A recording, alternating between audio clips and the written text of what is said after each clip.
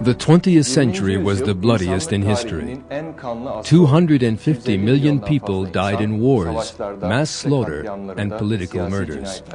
The ideology known as communism bears the greatest responsibility for this terrible savagery. This is an ideology that promises so-called equality and justice, but which brings with it only bloodshed, death, and fear. In this film, we shall be examining the bloody century of communism and seeing the terrible misery this ideology inflicted on humanity. It will be impossible for the world to avoid similar tragedies in the future unless it learns from the past.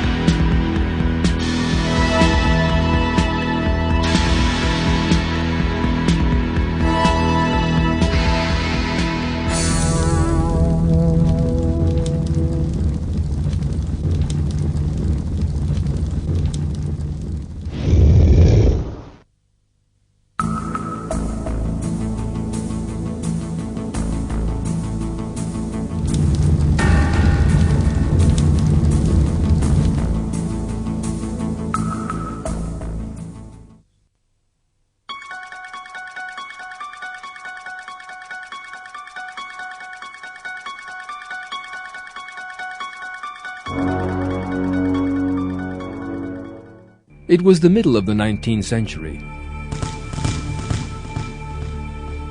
Two German philosophers living in England were trying to formulate an ideology that would rock the world. The first time they revealed their ideas was in the Communist Manifesto, which had been published some time before.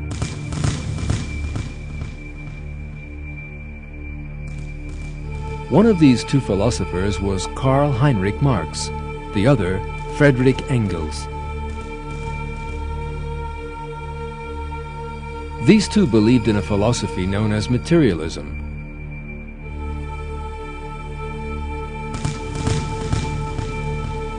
Which claims that nothing exists apart from matter.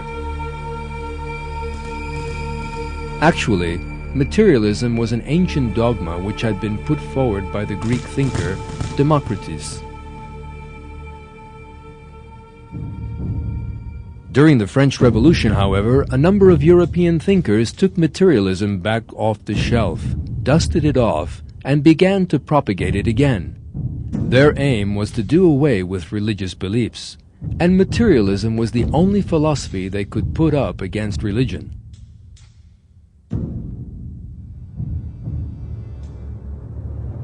While supporting materialism on the one hand, Marx and Engels turned to a method known as dialectics, which claimed that conflict was the basic law of nature.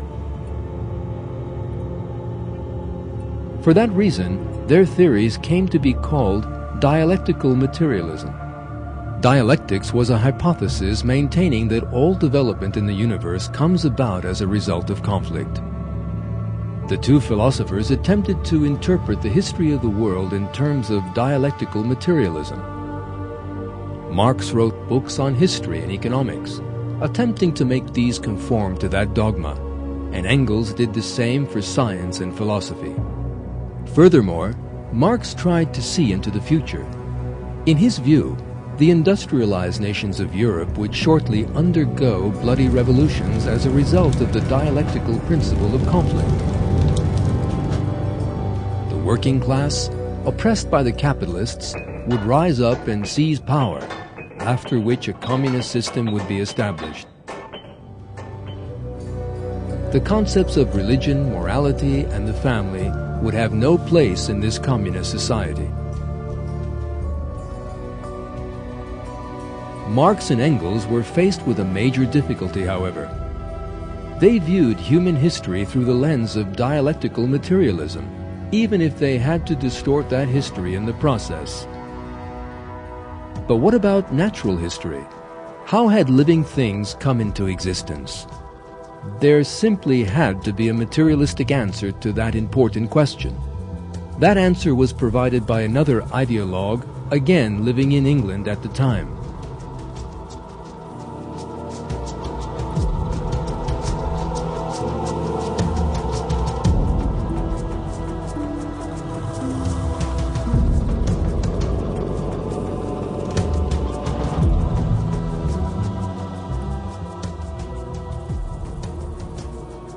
As the Royal Navy vessel, the Beagle, crossed the Atlantic Ocean on its voyage of discovery, it carried a young researcher on board,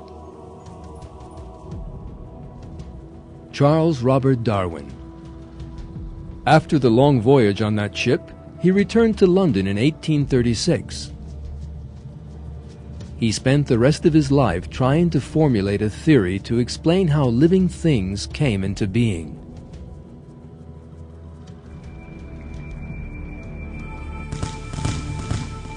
Darwin unveiled his theory in The Origin of Species, published in 1859.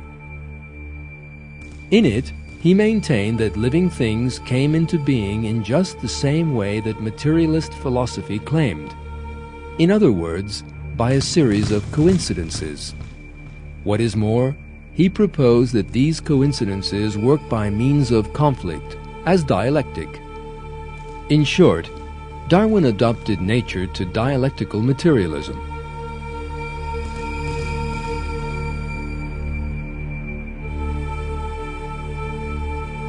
Darwin's theory had no scientific foundation.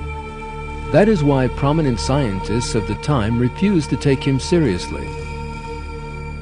Apart from two people, Karl Marx and Friedrich Engels.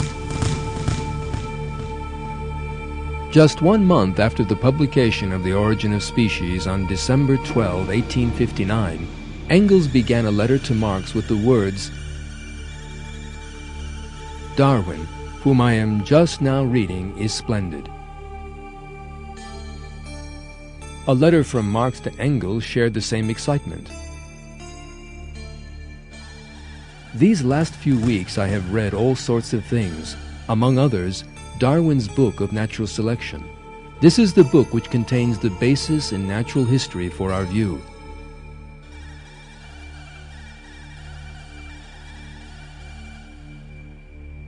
The relationship between Darwinism and Marxism grew even stronger. Marxists adopted the theory of evolution as their own scientific foundation. These duly spread under the influence of Darwinism. The books of Marx and Darwin appeared together in communist posters of the time.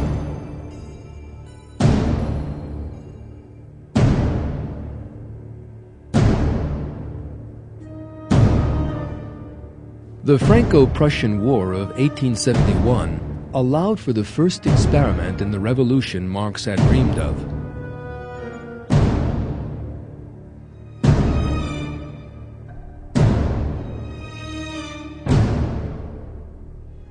France was defeated, and the imperial administration overthrown, leaving a power vacuum.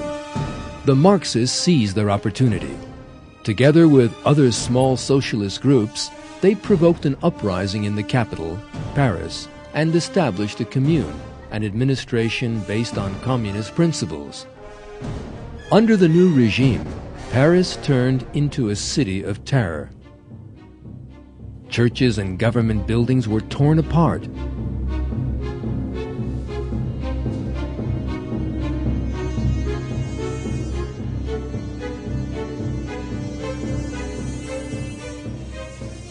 Men of religion were shot by the communards.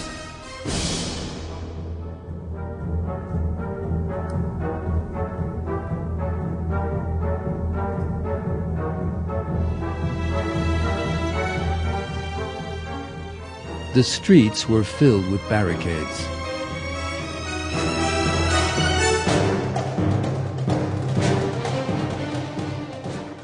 The Commune was finally suppressed by government troops that entered Paris after lengthy fighting. The first experiment in communism had left 18,000 dead behind it.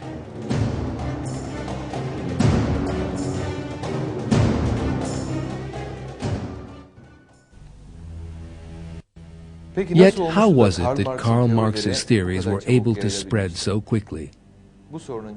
The answer to that question was provided by the famous German scientist Rudolf Virchow. At a Congress of Naturalists, Virchow took the floor to warn those biologists who supported Darwinism. Be careful of this theory, for this theory is very nearly related to the theory that caused so much dread in our neighboring country. Virchow was right. Darwin's theory of evolution was of great importance in the spread of Marxism among Western intellectuals. The theory portrayed human beings as a species of animal, claimed that they would develop by means of conflict, and most important of all, denied the idea of creation. These three great errors formed the basis of Marxism. The first of the communist revolutions built on that foundation was to take place in Russia.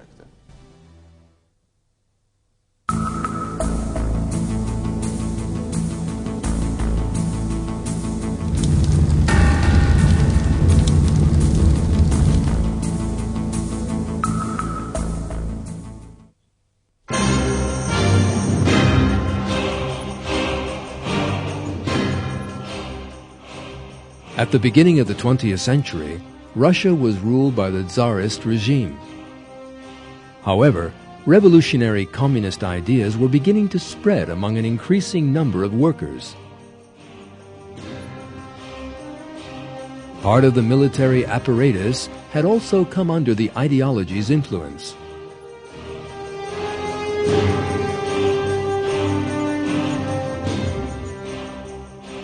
The leader of the communist movement in Russia was Vladimir Ilyich Lenin.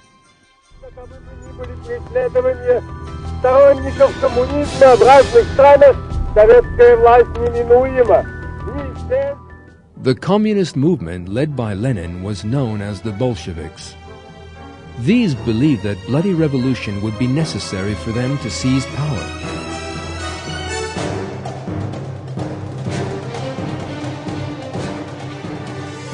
Despite the fact that they had been illegally organizing for years, they had been unable to achieve their aim.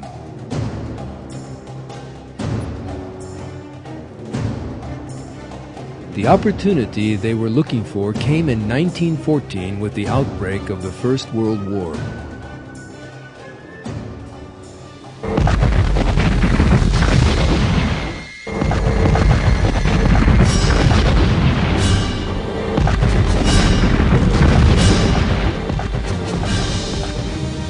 That war was the bloodiest conflict that mankind had ever known. One of the countries involved in that war, which cost the lives of 10 million people, was Russia. The Russians suffered defeat after defeat in the first 3 years of fighting and lost 2 million dead.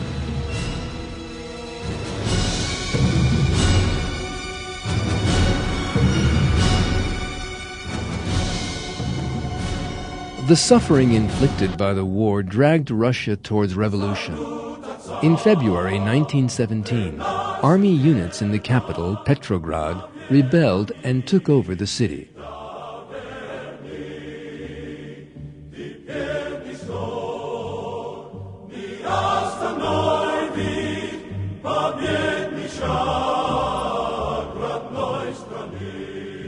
Tsar Nicholas II, who was at the front encouraging his troops, set out for the city.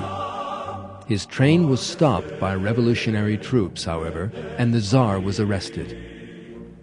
All symbols of the Tsarist regime were destroyed by revolutionary soldiers.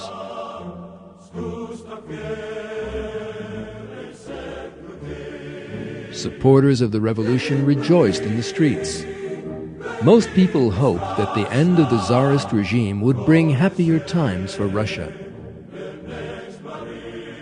But they were wrong.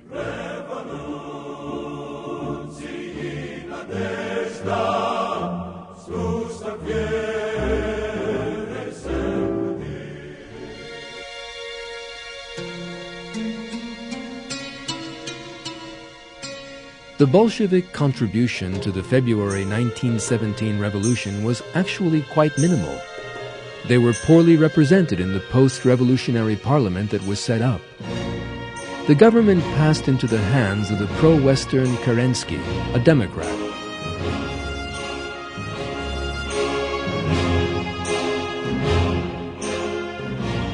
Lenin, then in exile, ordered his men to give the new government absolutely no support. He continued to organize the Bolsheviks for his own revolution.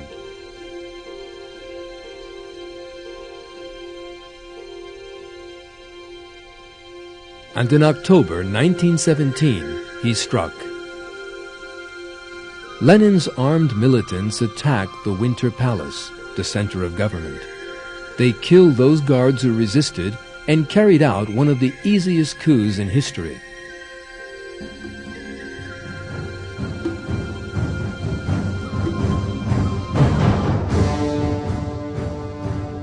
Soviet propaganda films made years after the event would portray the coup as a huge popular uprising started by Lenin's fiery speeches.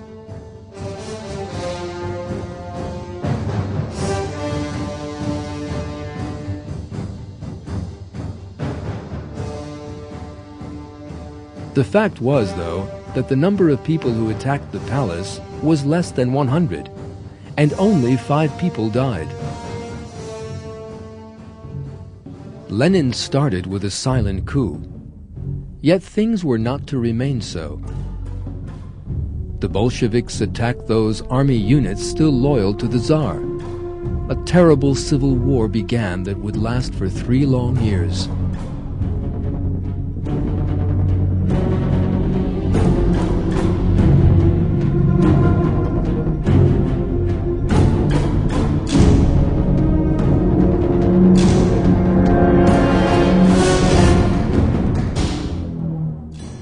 The Bolsheviks established the Red Army to prosecute that war. Lenin's right-hand man, Leon Trotsky, was placed at its head.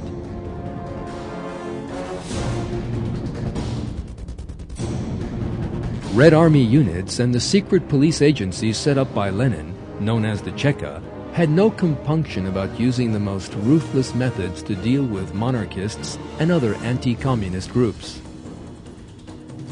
Tsar Nicholas II, his wife, and 5 children were executed by order of Lenin.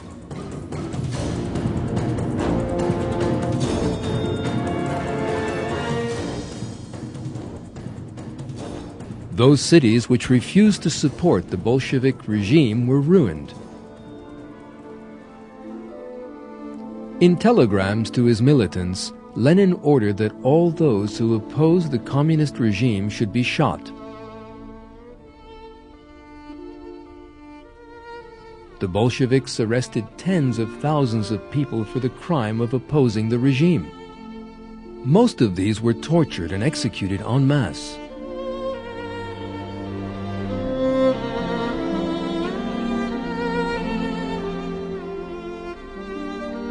The famous Russian writer Maxim Gorky described examples of Bolshevik savagery.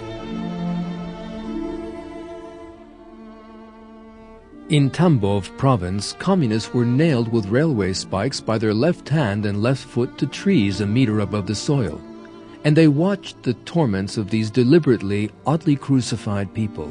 They would open a prisoner's belly, take out the small intestine, and nailing it to a tree or telegraph pole, they drove the man around the tree with blows, watching the intestine unwinding through the wound. Stripping a captured officer naked, they tore strips of skin from his shoulders in the form of shoulder straps. A terrible fear fell over Russia, but the communist savagery had only just begun.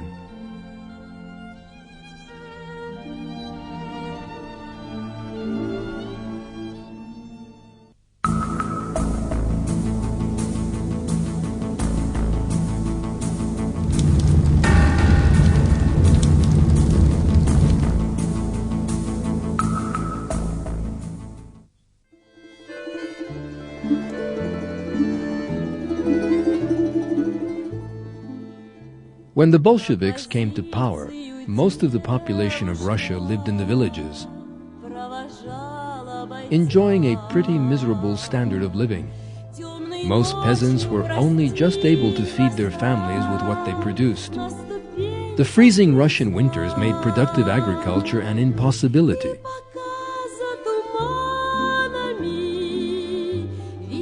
A decision taken by Lenin in 1918 inflicted an even worse disaster on millions of peasants who were already living in poverty. Private property was forbidden, and the peasants' goods were to be confiscated by the state.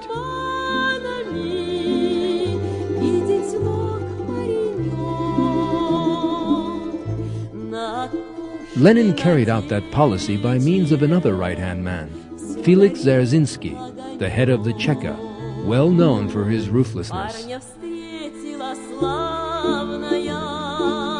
Cheka officers descended on villages all over Russia and began rounding up peasants' crops and livestock at gunpoint. A quota to be handed over by every peasant and given to the Bolsheviks was drawn up.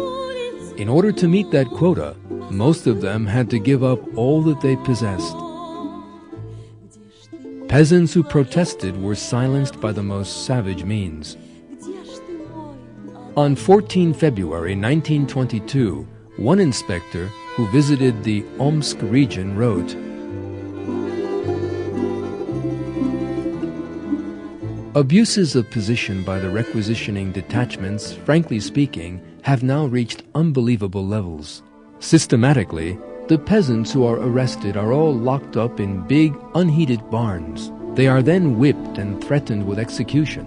Those who have not filled the whole of their quota are bound and forced to run naked all along the main street of the village and then locked up in another unheated hangar.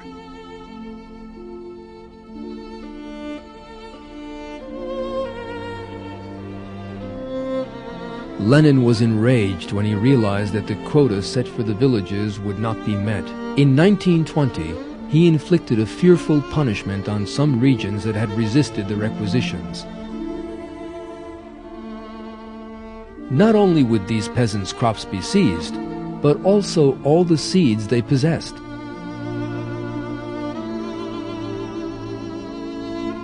Confiscating the seeds meant that the peasants would be unable to produce a new crop. In other words, they would have nothing to eat. Then the famine began. 29 million people within the borders of Russia battled with starvation. In 1921 and 1922, 5 million starved agonizingly to death.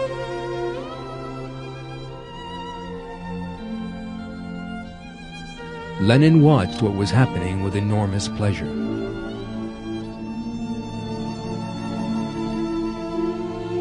In his view, the famine was most useful.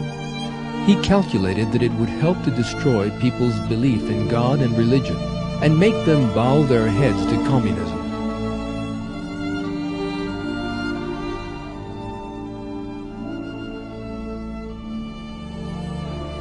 In the Black Book of Communism that sent shockwaves around the world, that devilish idea of Lenin's is discussed thus. As one of his friends later recalled, Vladimir Ilyich Ulyanov had the courage to come out and say openly that famine would have numerous positive results.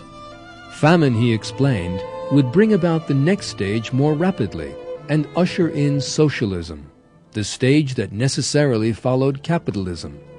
Famine would also destroy faith not only in the Tsar, but in God too. This is what Lenin wrote to the members of the Politburo on March 19, 1922. The present moment favors us. With the help of all those starving people who are starting to eat each other, who are dying by the millions, and whose bodies litter the roadside all over the country, it is now and only now that we can and therefore must confiscate all church property with all the ruthless energy we can muster. Our only hope is the despair engendered in the masses by the famine, which will cause them to look at us in a favorable light, or, at the very least, with indifference.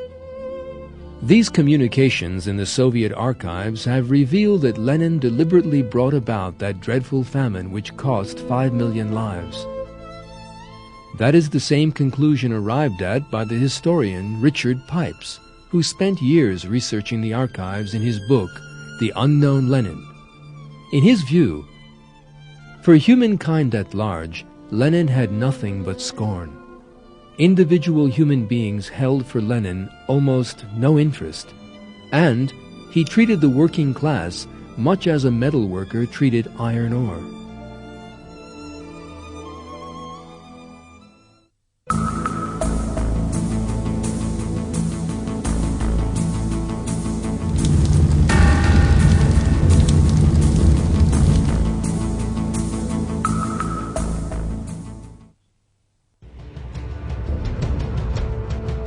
The reason why Lenin and the other Bolsheviks were so utterly ruthless was the dialectical materialist philosophy they so believed in.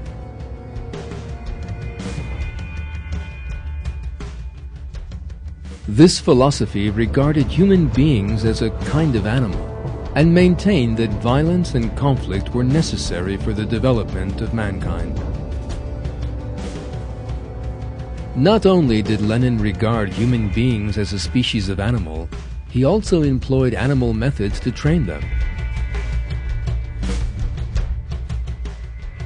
In October 1919, he paid a personal visit to the Russian scientists Ivan Pavlov, famous for his conditioned reflex experiments on animals. Lenin wanted to impose these conditioned reflex methods on the whole of Russian society. Pavlov was astounded. "I want the masses of Russia to follow a communistic pattern of thinking and reacting," Lenin explained. Pavlov was astounded. It seemed that Lenin wanted him to do for humans what he had already done for dogs. "Do you mean that you would like to standardize the population of Russia? Make them all behave in the same way?" he asked. "Exactly," replied Lenin. "Man can be corrected. Man can be made what we want him to be." The so-called scientific basis for that philosophy that regarded human beings as a species of animal was Darwin's theory of evolution. The theory of evolution was the most important ideological inspiration behind the communist movement in Russia. Darwin's The Origin of Species was translated into Russian at the end of the 19th century and was responsible for thousands of young Russians turning to atheism and communism. Russian communism was so tied to Darwinism that Georgy Valentinovich Plekhanov, widely regarded as the founder of the movement, clearly stated that he regarded Marxism as Darwinism in its application to social science. Plekhanov's student, Lenin, indeed applied Darwinism to society and mercilessly slaughtered whole societies he regarded as herds of animals.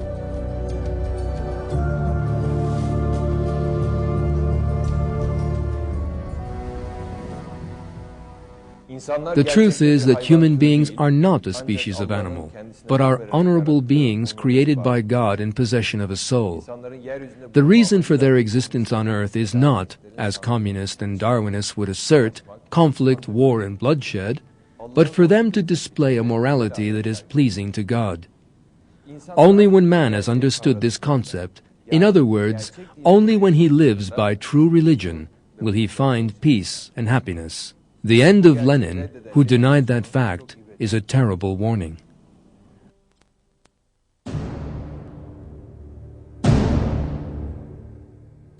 From 1922 on, an increasingly serious sickness slowly began to paralyze him.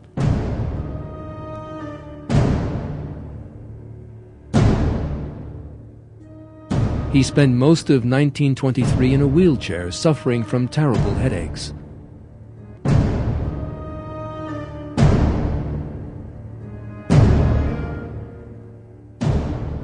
In March 1923, he had a stroke and was thenceforth unable to speak normally.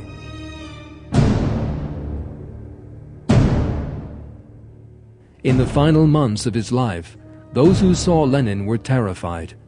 His face had taken on a peculiar expression, and he was half mad. The final photograph taken of him shortly before his death was utterly ghastly.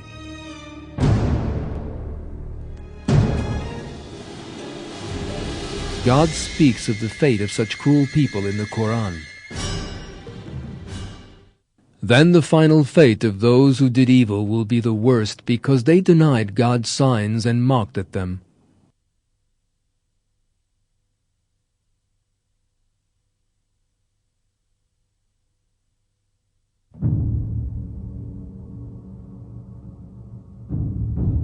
Lenin died on January 21, 1924. The Bolsheviks organized a huge funeral ceremony for Lenin.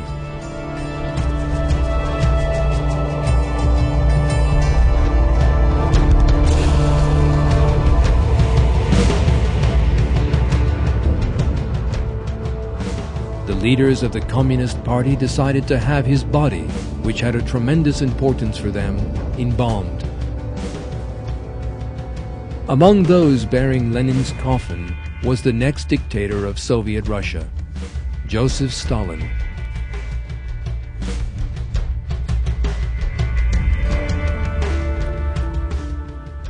Stalin would rule Soviet Russia for nearly 30 years and establish a regime of such bloodshed and terror that would even surpass that of Lenin.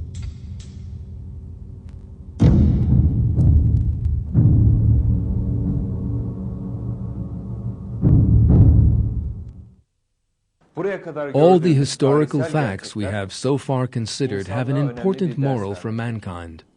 False ideas can lead to disasters for people and societies. Communism is one such false idea, and it inflicted dreadful suffering on the world during the 20th century.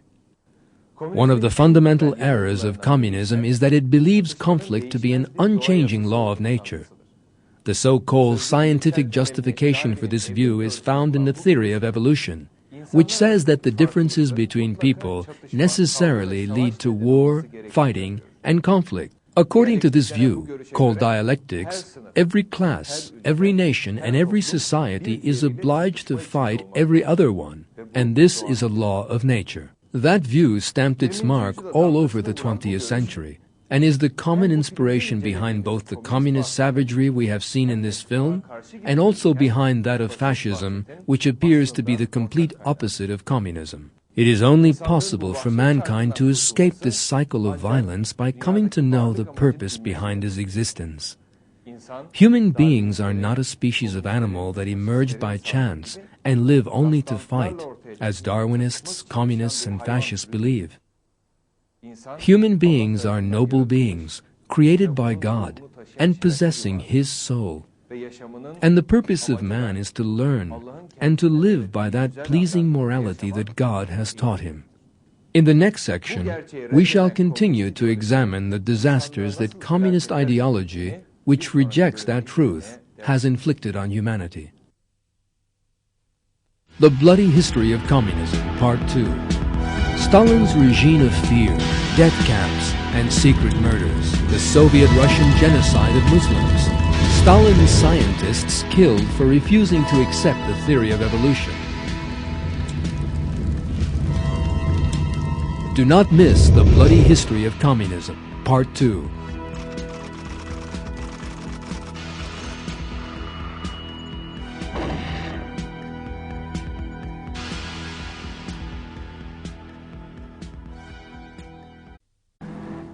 In the first part of this film, we examined the birth and development of communist ideology.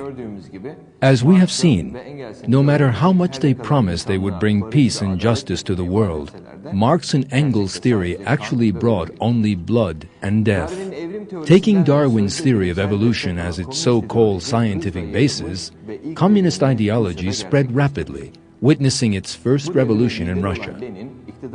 After taking power, Lenin, who led the revolution, set up a dictatorship and spread terror over the length and breadth of Russia. Today we know that Lenin had not the slightest feeling of compassion for his enemies, and that he had tens of thousands of opponents of the regime tortured to death or shot. Furthermore, we also know that the famine caused by his mistaken policies led to the deaths of 5 million innocent people. These facts, confirmed by the archives, reveal the bloody history of communism to all. The bloodiest pages of that bloody history, however, were written by another dictator, a man who left even Lenin in the shade. The dictator was Stalin, one of the worst murderers in history. In this part of the film, we shall be seeing the murders committed by Stalin's regime, together with the dimensions of the disasters that Darwinism has visited on the world.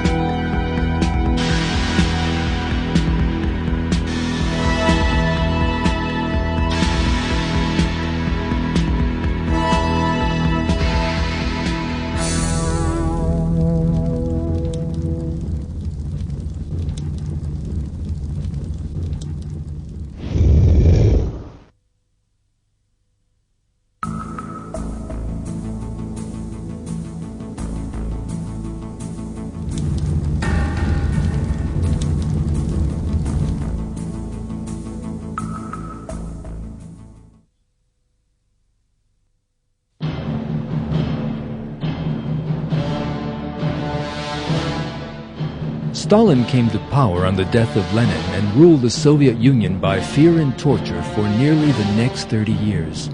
During that time, he was responsible for some 40 million deaths.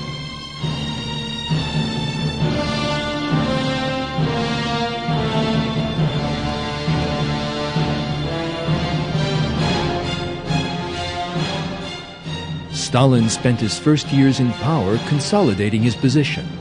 He managed to sideline Trotsky, whom he perceived as his major rival, and later had him arrested and exiled.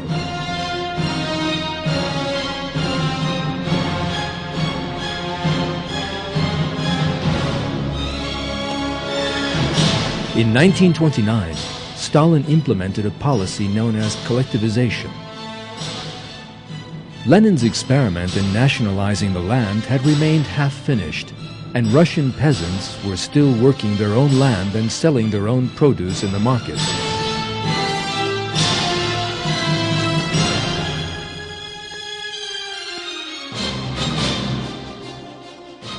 By means of collectivization, Stalin meant to complete Lenin's initiative and to take away all the peasants' lands and produce in the name of the state.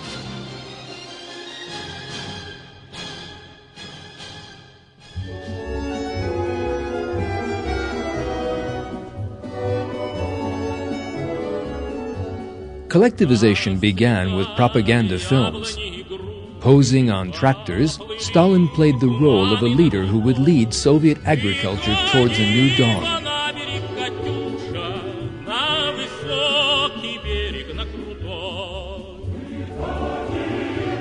Russian peasants were shown celebrating communism in front of posters of Karl Marx, and even dancing with happiness.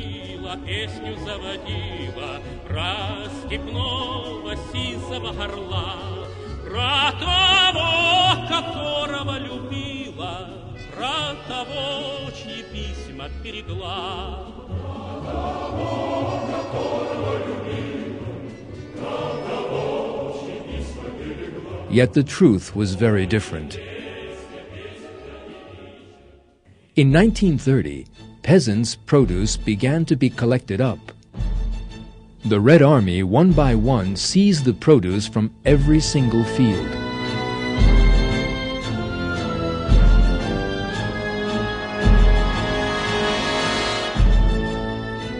Some peasants managed to hide their goods rather than give them up. But Communist Party officials searched every nook and cranny, eventually discovering the hiding places.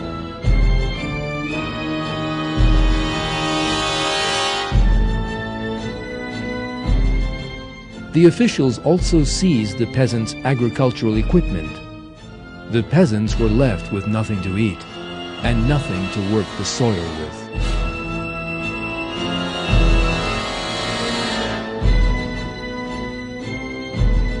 Eventually, that catastrophe that Lenin had described as the most useful for communism raised its head again: famine.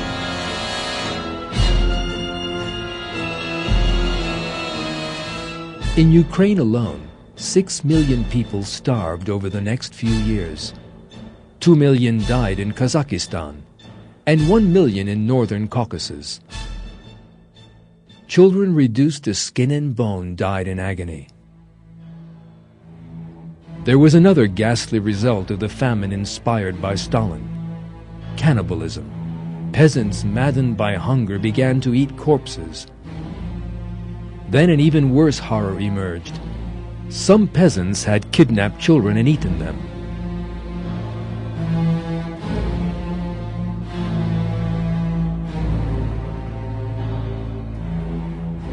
In front of these two Russian peasants, caught eating human flesh, lay the remains of the children they had snatched.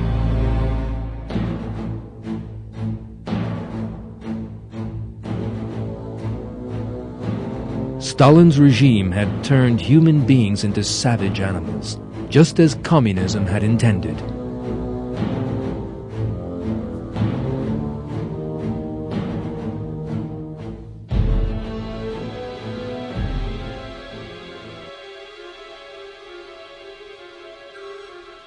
Everyone who opposed Stalin's collectivization policy paid with his life. The principal target were the landowners known as kulaks. Posters denigrating the kulaks were put up everywhere. Tens of thousands of kulaks were detained and shot.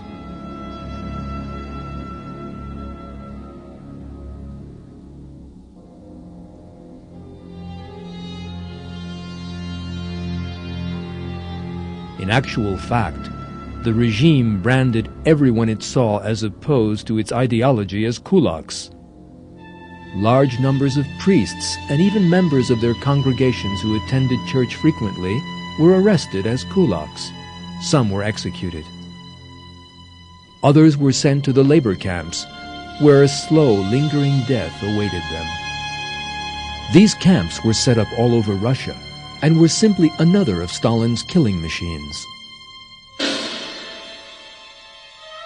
Millions of people regarded as enemies of the state were worked to death in them, under the most terrible conditions. Some were put to work laboring on canals in the blazing heat.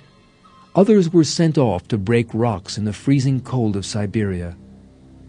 These people, forced to perform hard labor under the worst possible conditions, soon turned into living skeletons. The great majority never left the camps alive.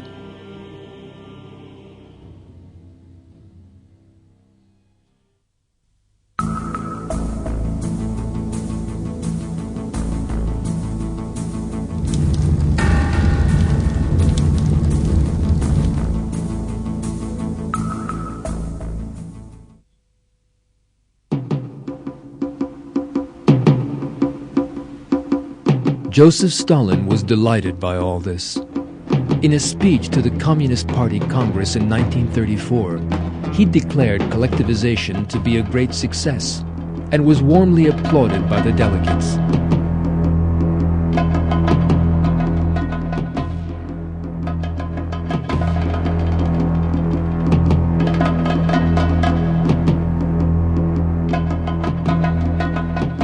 One by one, Stalin's closest associates took the floor and declared what a genius he was.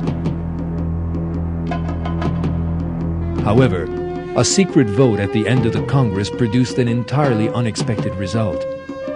Out of the 1,900 delegates, 300 voted against Stalin.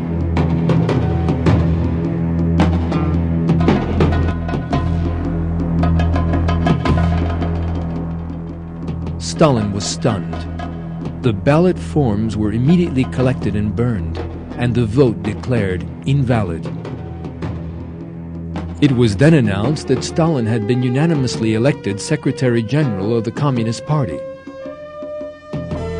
This was not the end of the matter, however.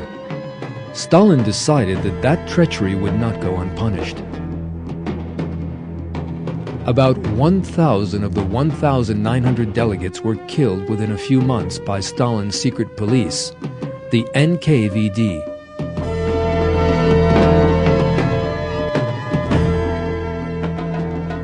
Stalin had Sergei Kirov, a popular figure who got a larger ovation than Stalin at the Congress, assassinated.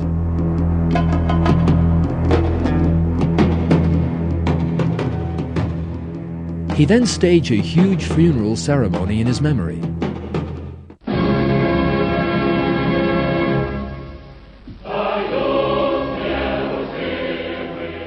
Stalin walked behind the coffin of the man he himself had murdered.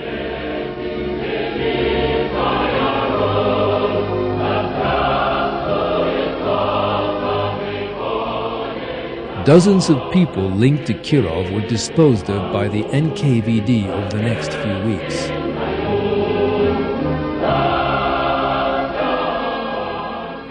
Many officials at the most senior levels of the state were killed by order of Stalin during the 1930s. Some were made to undergo show trials, duly found guilty of all charges, and executed.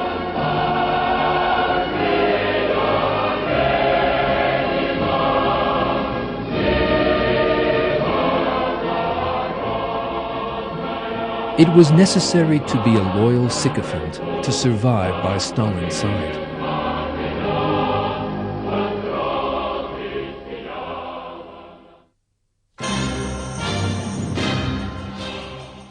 Stalin had many able people disposed of, out of a fear they might emerge as rivals to him. Some of these were army generals. In 1938 and 39, the most prominent generals in the Soviet army were either killed by the secret police or condemned to death at rigged trials.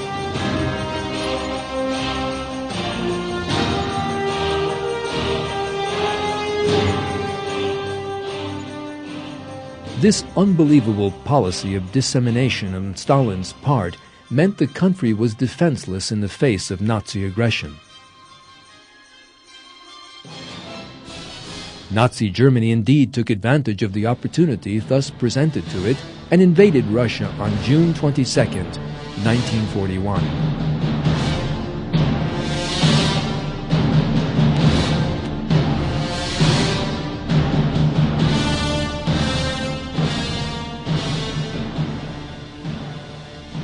German units advanced hundreds of kilometers within a few weeks, burning and destroying everywhere they passed through. Stalin had ignored intelligence reports warning of the likelihood of invasion, and accused those commanders who forwarded those communications to him of cowardice. As a result, the Nazi menace that Stalin had regarded as unimportant eventually forced the Soviet Union into the bloodiest war in history.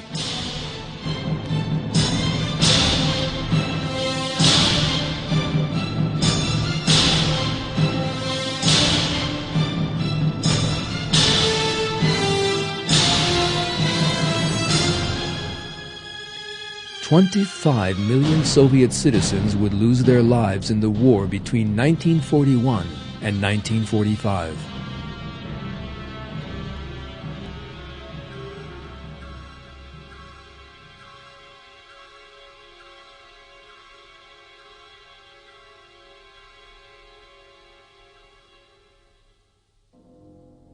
However, the number of Soviet citizens killed by Stalin was even higher than that of the number killed by the Nazis.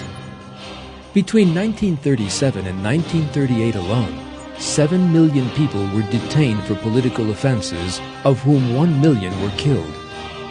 The number of people killed throughout Stalin's regime would eventually reach 40 million.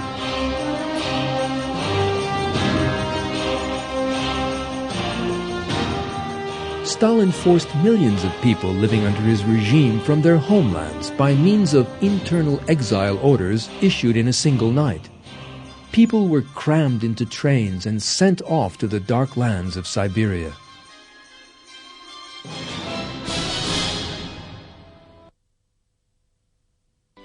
Allahu Ekber, Allahu Ekber, Allahu Ekber, Allahu Ekber.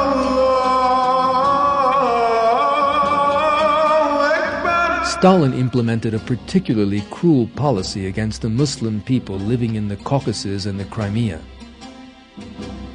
In one night, May 18, 1944, 400,000 Muslim Tartars living in the Crimea were rounded up from their towns and villages and sent to labor camps in the most distant corners of the Soviet Union.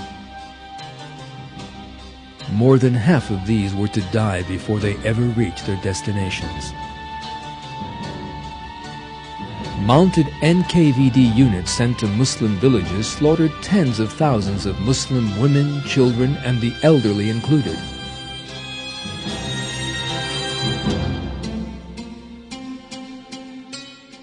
Behind them were left thousands of deserted Muslim villages.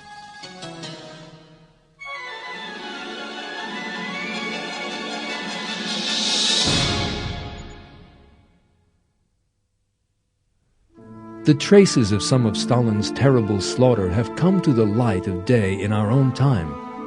An NKVD mass grave containing 30,000 bodies was found in the vicinity of the city of Minsk. Some of the bones bore torture marks, and there were bullet holes in most of the skulls. This is what communism brought to the world.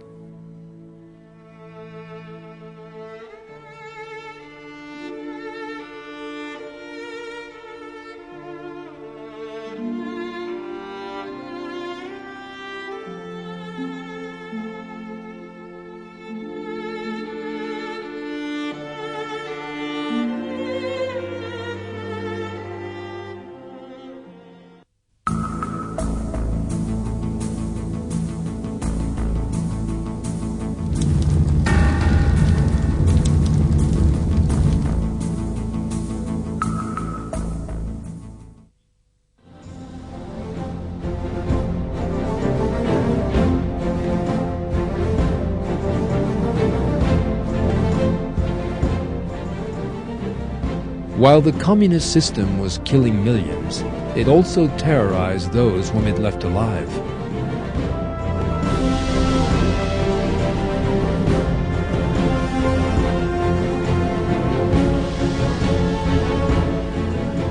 Communism was literally a regime of terror. It regarded society as a collection of animals that needed to be managed, and believed that the only way to do that was by fear and terror.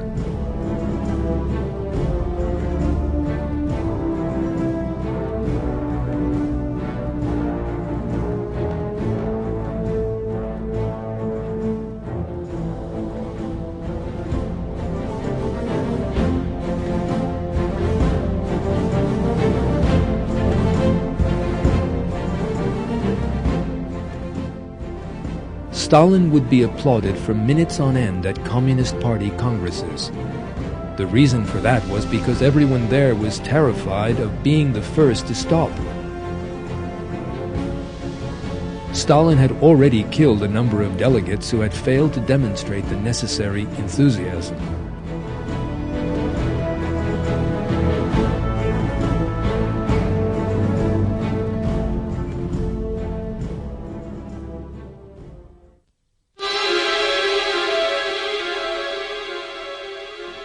The Communist Party organized frequent rallies to protest against so-called traitors and agents. Anyone could be a target of that campaign. People earlier regarded as exemplary communists could later appear pictured in the columns of Pravda like savage dogs. Everyone was terrified the same thing might happen to them. One favored tool of the Reign of Terror was mass executions. Thousands of people were publicly executed during Stalin's reign.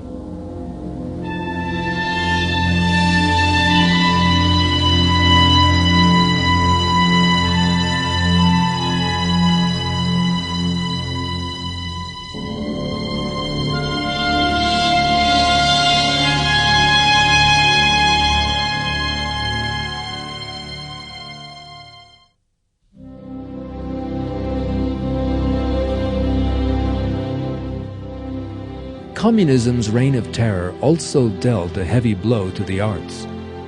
Pre-communist Russian society had enjoyed a rich culture with great writers, painters, and composers. Yet with the advent of communism, ugliness and crudity came to dominate Russian art. The new style was known as socialist realism and locked all Russia within narrow, lifeless constraints.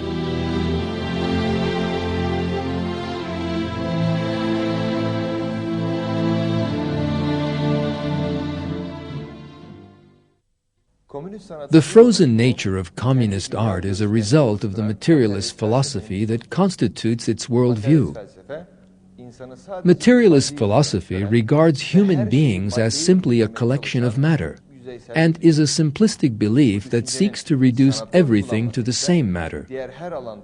The application of this to art ended in a complete fiasco, as it did in all other spheres. True art is an expression of wonder at the aesthetic and other delights given to man by God. In order for art to develop, it is necessary for that yearning in the soul that comes from creation to be freely expressed. In communist dictatorships, however, that atmosphere of freedom was completely eliminated, and art died as people came under constant pressure.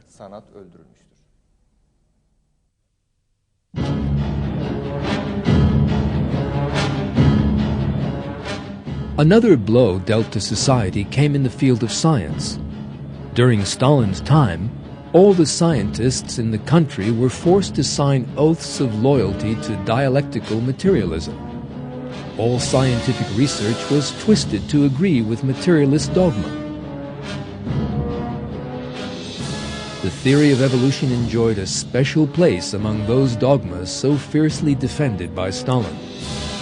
The Soviet dictator's devotion to the theory went right back to his youth. Stalin had been brought up in a religious household and had been religiously educated in a church school. Yet just as he was preparing to become a priest, he read a summary of Darwin's Origin of Species, and his life suddenly changed.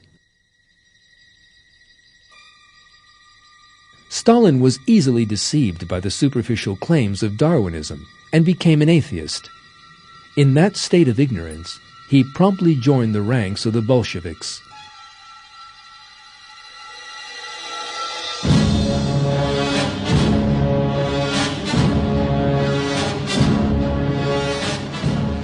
The theory of evolution again formed Stalin's most important source of inspiration when he came to power many years later. He was especially keen that the theory should be taught in Soviet schools, and declared the intention behind that. There are three things that we do to disabuse the minds of our seminary students. We had to teach them the age of the earth, the geologic origin, and Darwin's teachings. One of the most striking indications of Stalin's dogmatic attachment to the theory of evolution was the Trofim Lysenko affair. Trofim Lysenko was a young agricultural expert in the 1930s. He had an interesting idea. He rejected the Mendelian genetics that had been accepted by the scientific community since the early 20th century and supported instead the idea that living things evolve and acquire their characteristics from the environment, originally proposed by Lamarck, a forerunner of Darwin. Stalin was impressed by Lysenko's nonsense and made him president of the Lenin All-Union Academy of Agricultural Sciences. The years that followed saw the preparation of an agricultural program in the light of Lysenko's idea of evolution, and it was forcibly imposed on villages by party officials.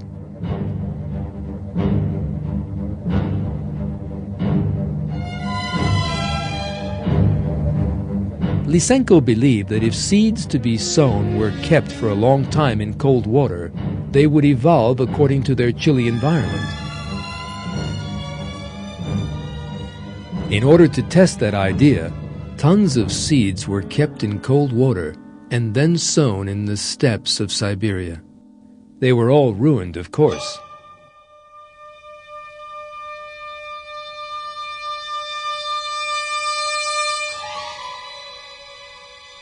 Lysenko's theory dragged Soviet agriculture back by decades.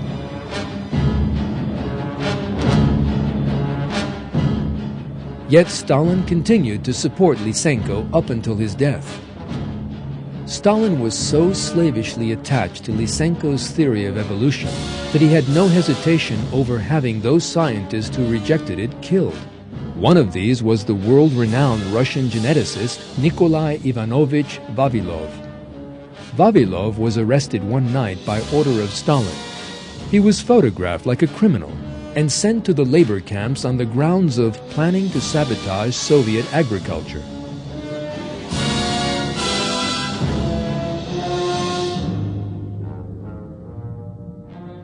He died in one of those camps in 1943. Other Russian scientists who believed in Mendelian genetics, such as Muralov, Levitt, and Levin, were taken from their homes by members of the Secret Service in the middle of the night. Most were executed.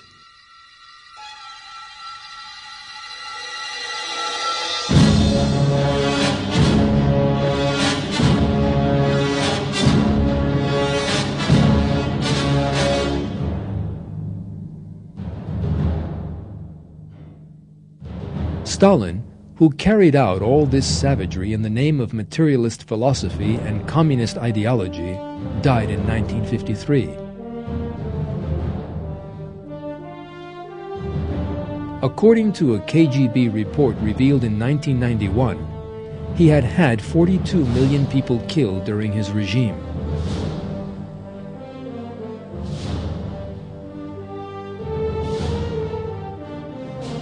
Stalin's cold and arrogant features were a reflection of the dark world of communism itself.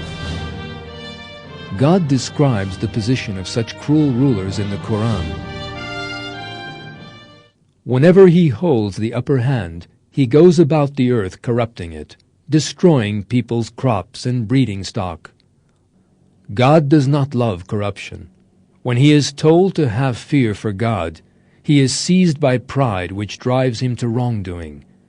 Hell will be enough for him. What an evil resting place.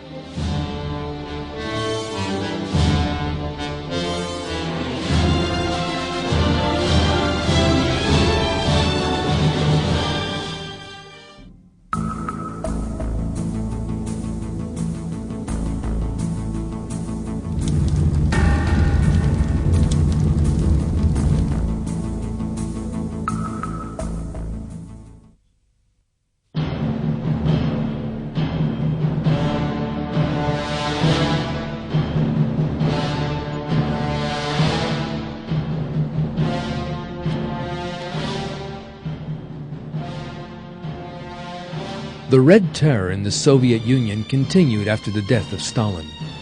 The new Soviet leaders partially moderated the regime at home, but exported communist savagery abroad.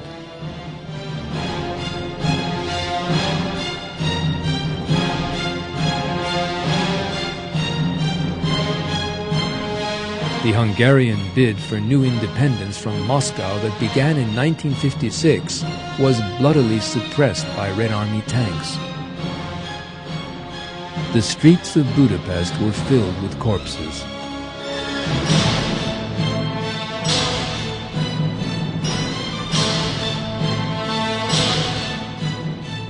Another resistance movement in Czechoslovakia in the spring of 1968 was again ruthlessly put down by the Red Army.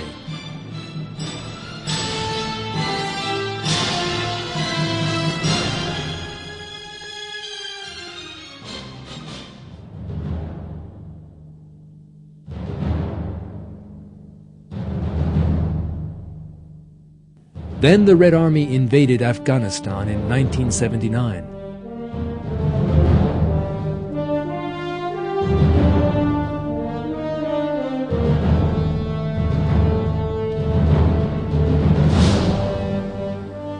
Before the invasion, Afghan communists had staged a revolution in the country with Soviet support and staged mass killings of religious figures there.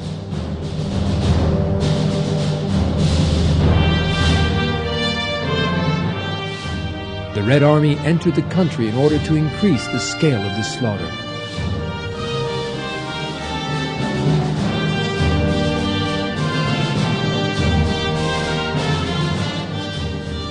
In the 10 years that followed, Soviet units rained death down on the Muslim Afghan people.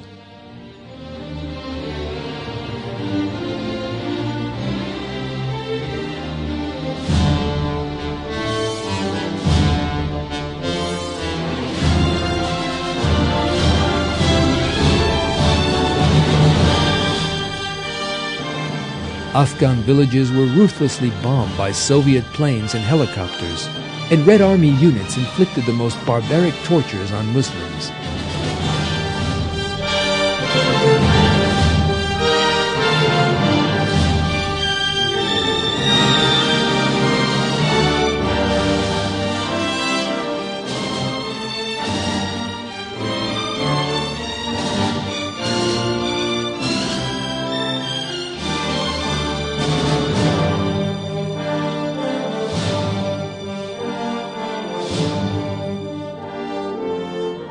One child whose family were all killed by Soviet troops described the communist savagery. They shot my father 3 times, in his chest, his shoulder, and the back of his neck. He fell down dead. My brother and his commander got very angry and fought back. My brother jumped up and grabbed one of their weapons. More Russians came and cut all my brother's fingers off with a bayonet. So of course he was helpless.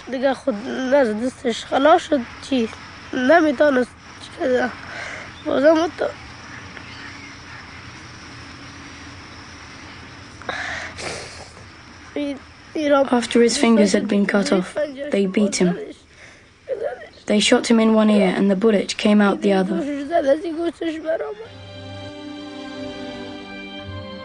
5 million Afghan civilians fled the savagery, becoming refugees.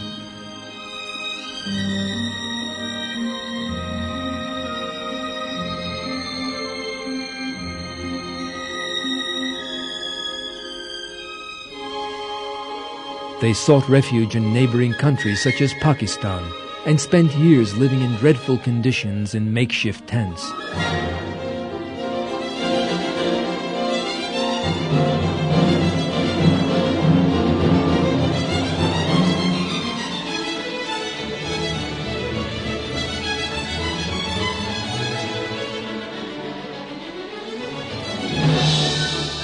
Despite all its military might, however, Soviet Russia failed to overcome the Afghan resistance.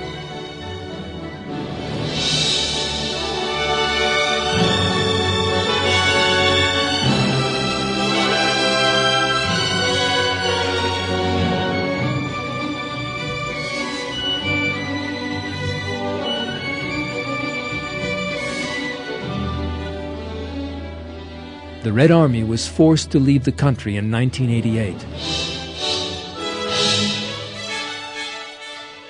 The Soviet tanks left hundreds of thousands of innocent people dead behind them, and once again demonstrated the suffering inflicted on humanity by the ideology known as communism.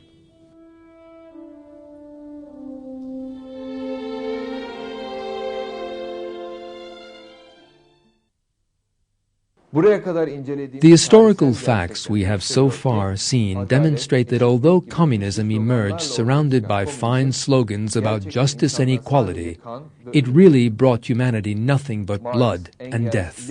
Communist ideologues and dictators such as Marx, Engels, Lenin, and Stalin are responsible for the deaths of some 50 million people. Communism literally turned the world into a slaughterhouse. Another ideologue who must share part of that responsibility is Charles Darwin, the man, in other words, who built the basis in natural history for the communist view, as Karl Marx put it. As they staged bloody revolutions, committed ruthless massacres, and waged their wars, communists were actually bringing Darwin's theory to life.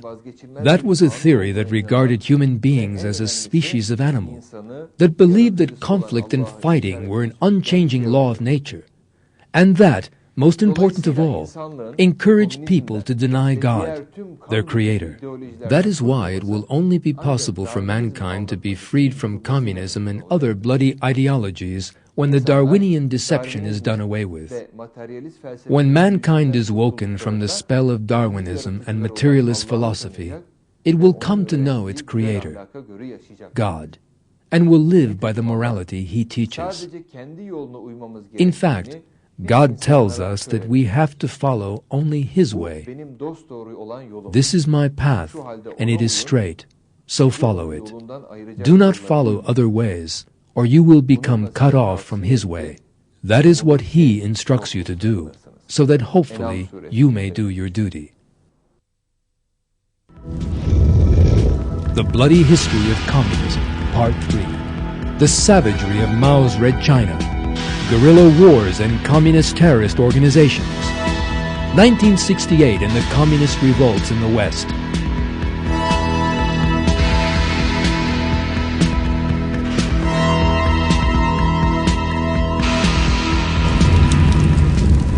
Do not miss The Bloody History of Communism, Part 3.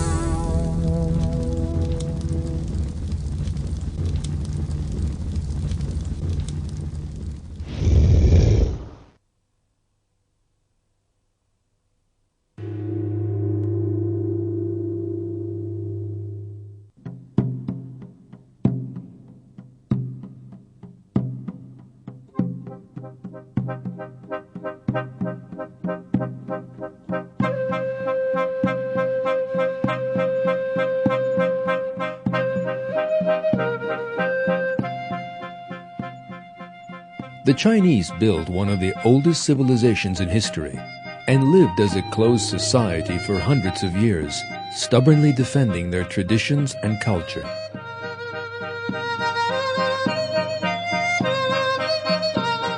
In the 19th century, however, China began to open its doors to the outside world. It was the Europeans who came through those doors, particularly the British.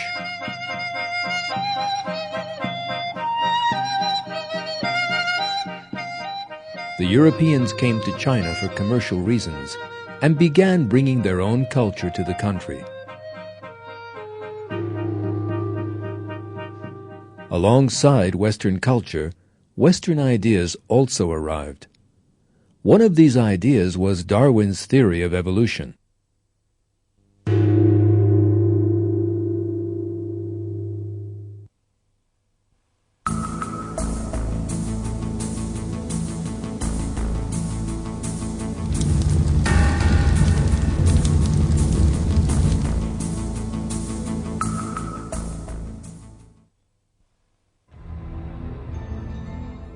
In 1895, 36 years after its publication, Darwin's The Origin of Species was translated into Chinese, and in a short space of time became very popular among the country's intellectuals.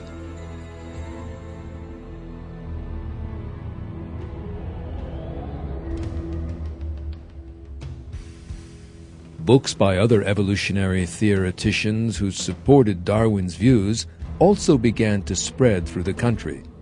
These included Thomas Huxley, considered Darwin's most fervent supporter, and for that reason known as Darwin's bulldog. Darwin's cousin, Francis Galton, the founder of the theory of eugenics and a prominent racist. The social Darwinist Herbert Spencer, who applied Darwin's theory of evolution to the social sciences.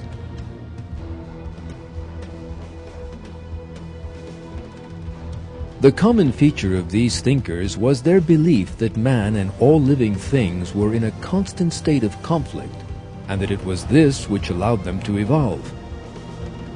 They denied creation, saying that man had emerged by chance, and portraying him as a species of animal with no divine responsibility.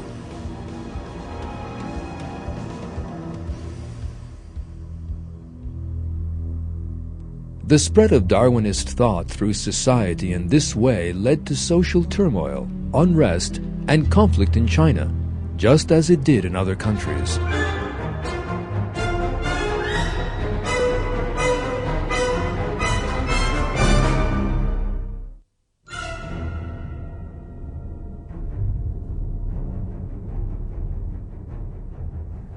Darwinism had such an enormous effect in China in the 20th century that the Harvard University historian James Reeve Pusey wrote a book on that very issue, China and Charles Darwin.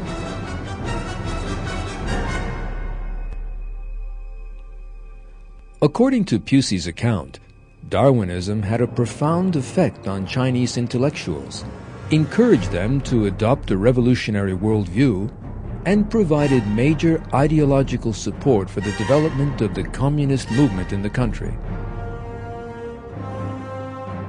The man who directed the course of the change that began with Darwinism was Mao Zedong.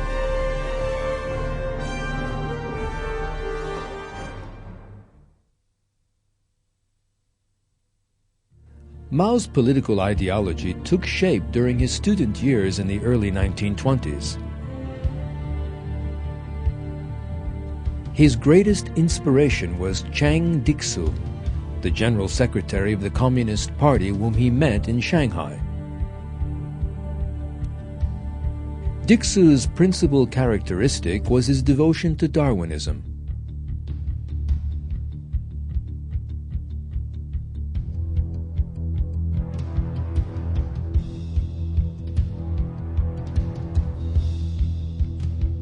He taught Mao both Marxism and Darwinism. In his memoirs, written years later, Mao said, "Nobody influenced me as much as Chiang Dixu."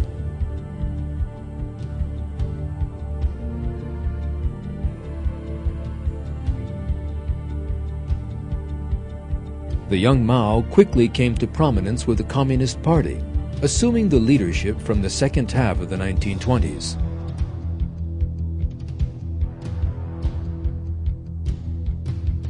Communist guerrillas led by Mao began a long war against the central government led by Chiang Kai-shek, who had also been influenced by Darwinism. The difference between them was that Mao was a communist and Chiang Kai-shek a fascist. During the Second World War, Mao's and Chiang Kai-shek's forces formed a temporary alliance to fight the Japanese occupation, but began fighting each other again as soon as the war was over.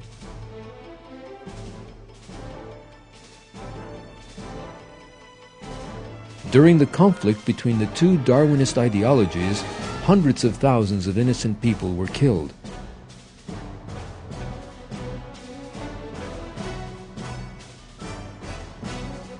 The Communist Party flag that was raised over the walls of Beijing represented an even darker time for the people of China, a land that was already in chaos.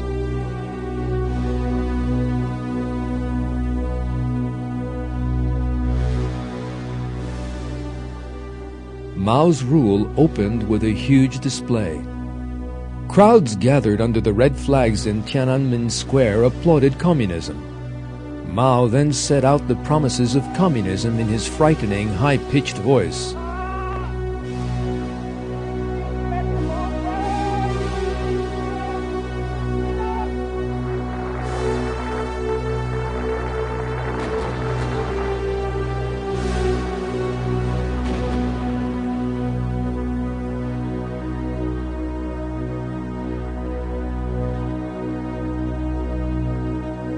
Yet most of those who so happily cheered Mao were soon to become the victims of his savagery.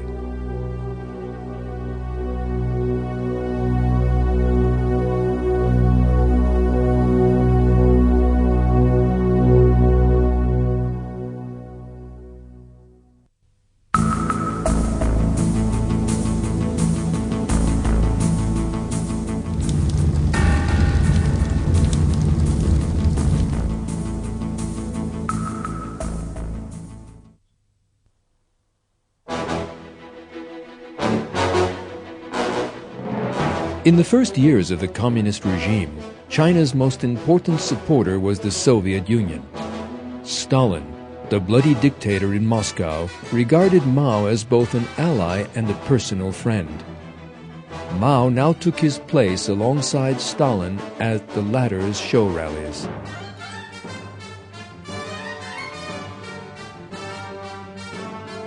The first bloody cooperation between the two communist dictators came just after Mao's revolution, in Korea in 1950.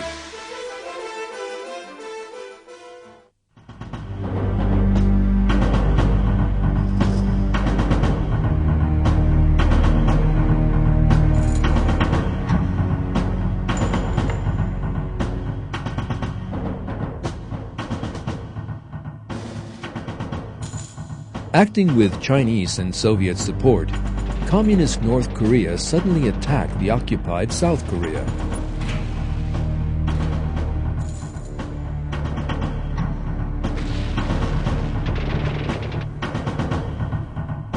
United Nations forces were sent in to balance the situation, although the war lasted for 3 years and cost the lives of more than 3 million people.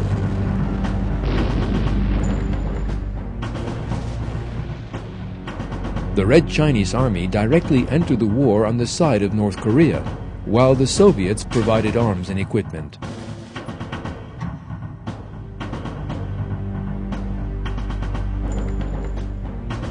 Turkish units that fought in the Korean War on the United Nations side lost more than 700 men.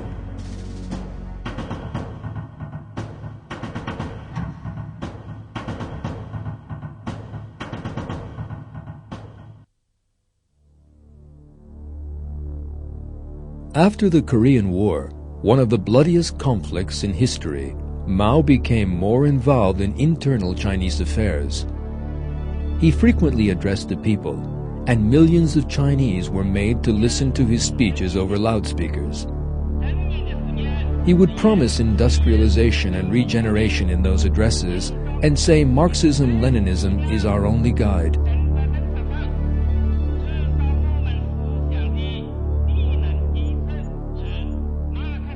Like his comrade Stalin, Mao wished to implement a ruthless collectivization program. His first action was to confiscate private property. Propaganda films portrayed the happiness this measure would allegedly bring to the Chinese people. Businessmen whose assets had been seized put on false displays of joy. Women also appeared in the same false images of happiness.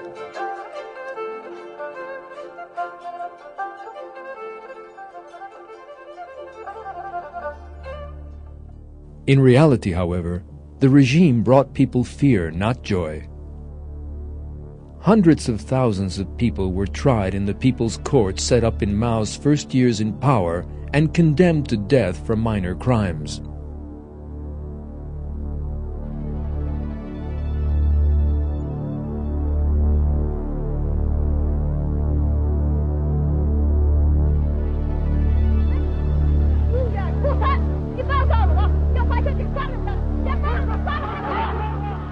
The real disaster, however, would begin with Mao's Great Leap Forward.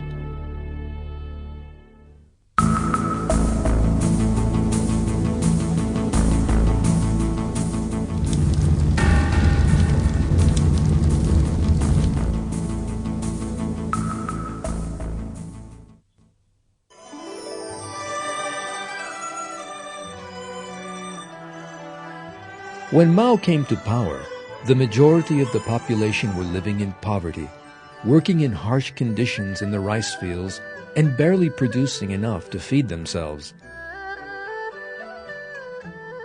But at least they did have enough to eat.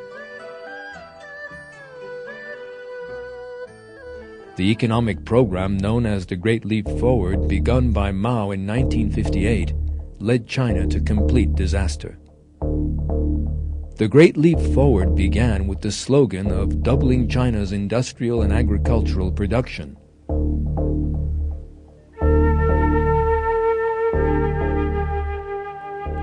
Propaganda posters explained how jealous Western countries would be of Chinese produce.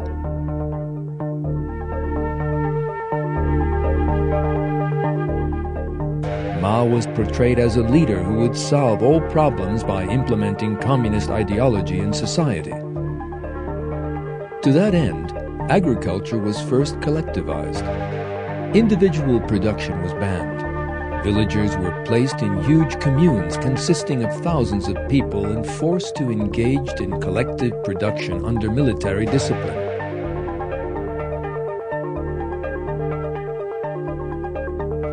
Mao would frequently visit the fields and inspect the villagers.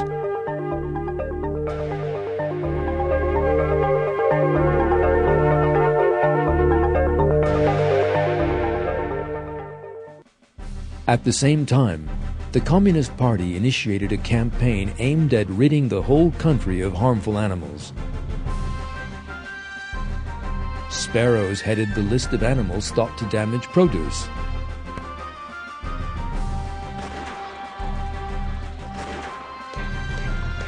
Hundreds of thousands of Chinese set about exterminating them with catapults, stones, and guns.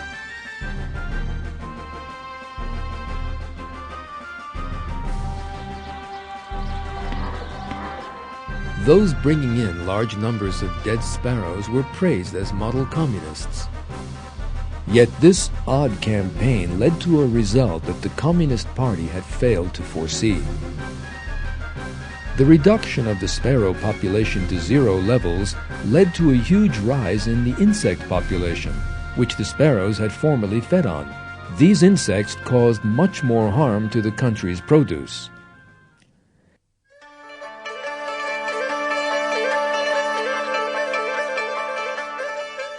In 1958, competitions were held between communes. The amount of produce from each commune was measured, and those that produced most were held up as examples. Every commune swore to reach higher quotas.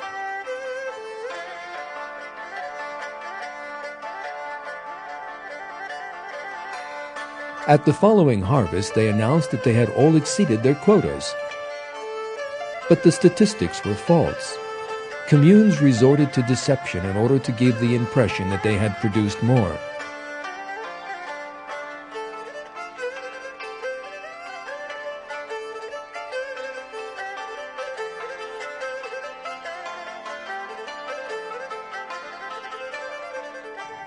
Some even tried to demonstrate that they had filled their quotas by replanting harvested crops in the inspection fields.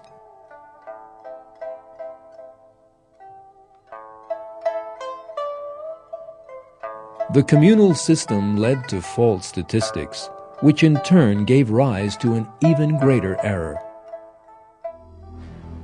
The Communist Party declared that China had a larger stock of rice and grain than it needed, and that in the future it would have to give the priority to other tasks. Tens of millions of peasants were therefore removed from the fields and set to work on the construction of a giant canal.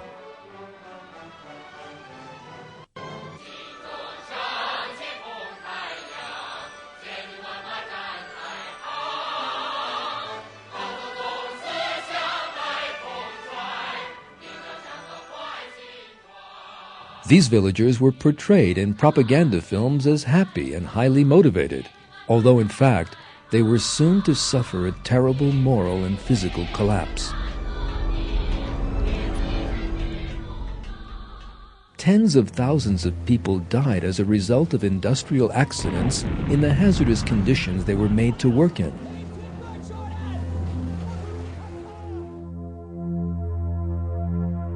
The Communist Party came up with a crude calculation that every worker will build 1 meter of canal and the project will end in 3 months. Yet it actually took more than 10 years to finish the canal.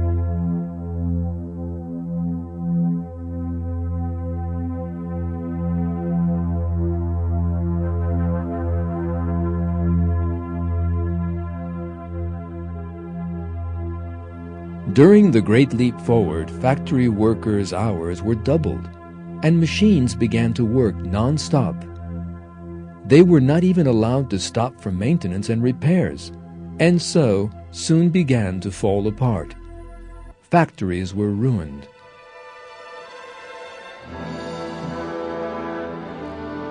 At the same time, Mao announced another target for the Great Leap Forward. Steel production was to be doubled within 1 year. That production was to come not only from heavy industry complexes, but also from small furnaces and villages. As a result of communist ideology, Mao believed that workers' power held a magical force. With that decision, tens of millions of Chinese set out to produce steel by amateur methods.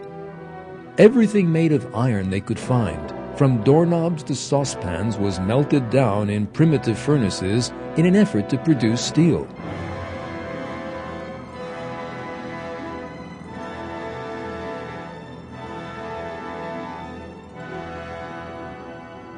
Women cut off their hair and mixed it with the clay in the furnaces.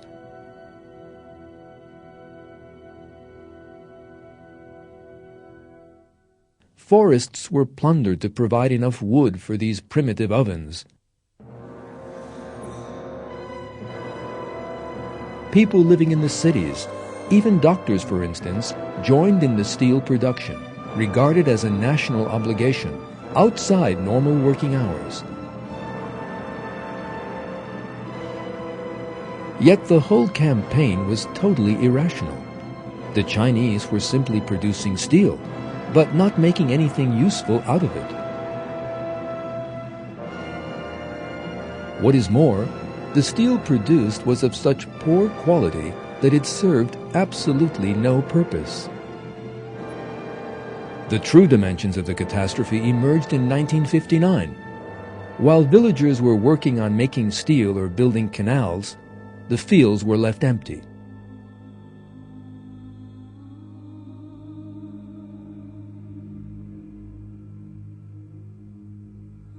Falsified figures showed huge production, although there was actually a great production gap. A massive famine started within a few months. The situation was worsened by a severe drought. In 1960, the worst famine in the history of mankind erupted.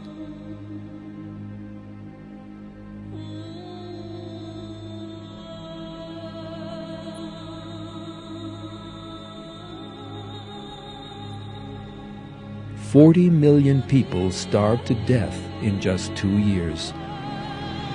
Mao's Great Leap Forward had ended in catastrophe.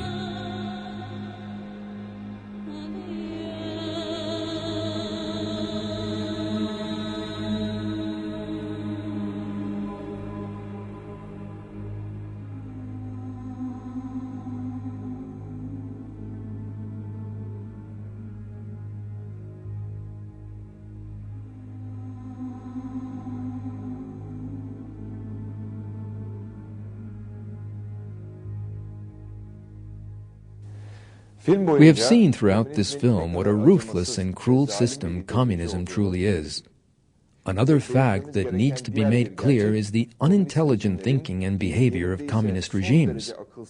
The so-called Reconstruction project that Mao called his Great Leap Forward is a clear example of this. The Great Leap Forward shows the clichés of communist ideology bear no relation to the real world, and that the great ideas of communist theoreticians such as Marx, Lenin, and Mao, supposedly so scientific and clever, are in fact nothing more than empty nonsense. Communists believed in a mistaken ideology and inflicted terrible suffering on mankind by trying to impose that ideology on society. The irrational system established by communism is also a living manifestation of God's description of the deniers in the Quran as people who do not use their intellect.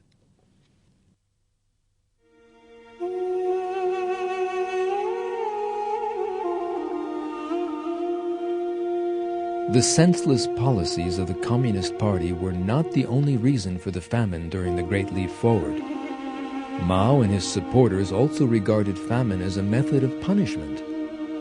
The regions worst affected by the famine were those cities and villagers regarded as not being sufficiently obedient to the communist regime. The party seized all the produce in such areas, and just as in Stalin's Russia, hid it in warehouses while deliberately leaving the villagers to starve.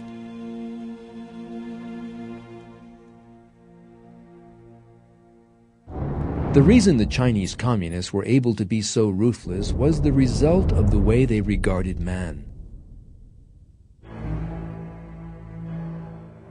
Just like Lenin and Stalin, Mao regarded human beings as a species of animal and attached no value to them.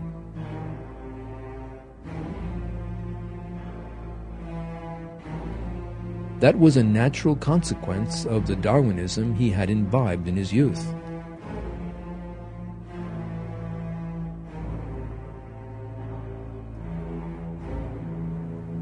When he said, "The basis of Chinese socialism rests on Darwin and his theory of evolution," Mao was actually clarifying the basis of the savagery he implemented. Mao's Darwinist philosophy has been described by the Harvard University historian James Reeves Pusey in these terms. The thought of Mao Zedong was and remains a powerful mixture of Darwinian ironies and contradictions. Mao Zedong, in an angry moment, as late as 1964, swore that all demons shall be annihilated. He dehumanized his enemies, partly in traditional hyperbole, partly in social Darwinian realism. Like the anarchists, he saw reactionaries as evolutionary throwbacks, who deserved extinction. The people's enemies were non-people, and they did not deserve to be treated as people.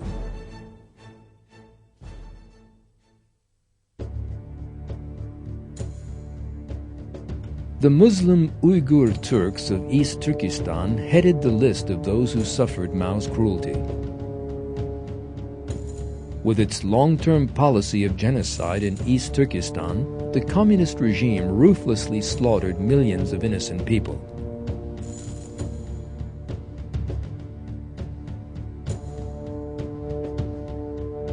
As a result of the nuclear tests deliberately carried out in the region, tens of thousands of children were left handicapped. This policy of genocide, that has been identified by international organizations, is still going on today in all its ruthlessness.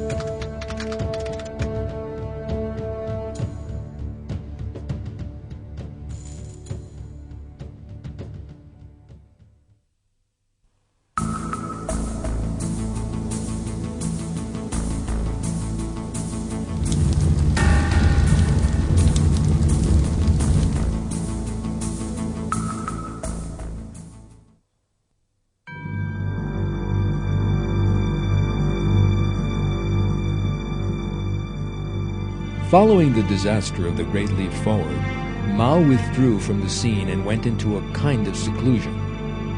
The running of the country was left to more moderate civil servants. The Chinese were able in part to return to normal life and have a sigh of relief.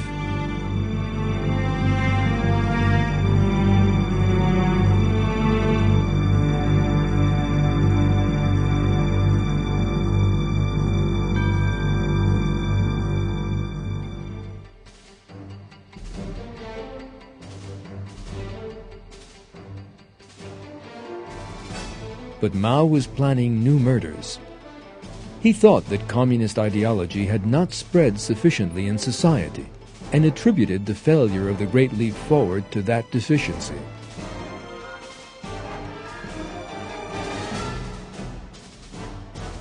Mao's supporters printed tens of millions of copies of his Little Red Book, consisting of some of his speeches. Known as the Great Helmsman, Mao re-emerged onto the scene in the second half of the 1960s.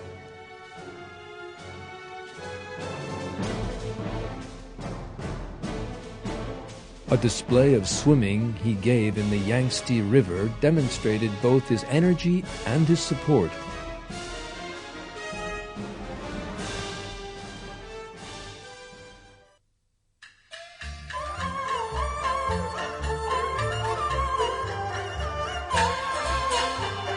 Mao first of all set about debasing classic Chinese arts for the ideological program he dreamed of. He wished to graft the ideas of violence and conflict, the basis of communism, onto society, and thought he could commence the process with opera.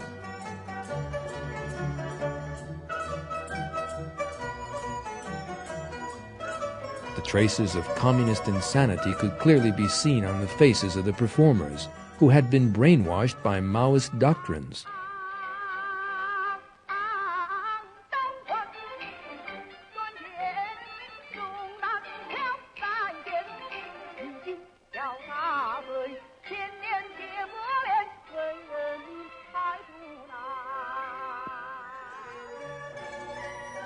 A visit by Mao to the opera was the greatest honor imaginable for such fanatical supporters.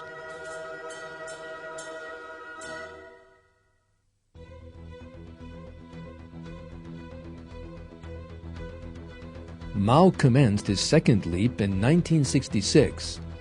This was the great proletarian cultural revolution. Propaganda portraying Mao as a divine figure was put out all over China.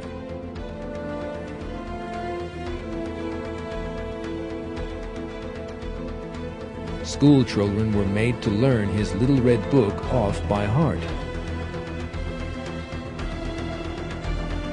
His slogans were written on walls, and posters portrayed him as literally a superhuman being.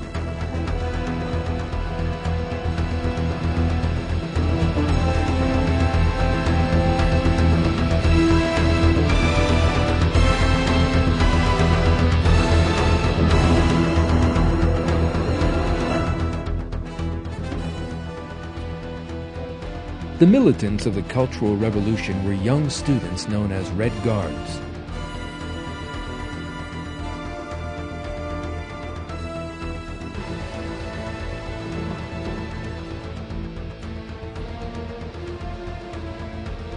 On August 18, 1966, some 1 million Red Guards brainwashed with Mao's ideas came together in Tiananmen Square. They trampled each other in an effort to catch a glimpse of Mao's face.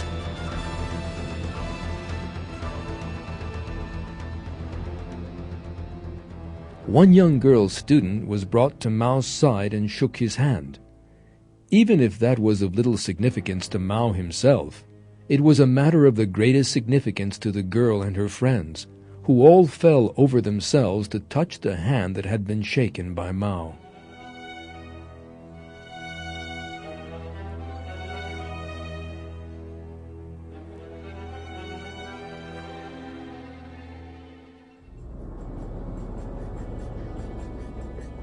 Mao set these brainwashed youngsters on society with the slogan, "Revolution is right." He ordered the Red Guards to humiliate teachers in schools, managers in state offices, or anyone else they saw as being in authority. Red Guards even detained Liu Shaoqi, who bore the title of head of state, and inflicted all kinds of insults on him.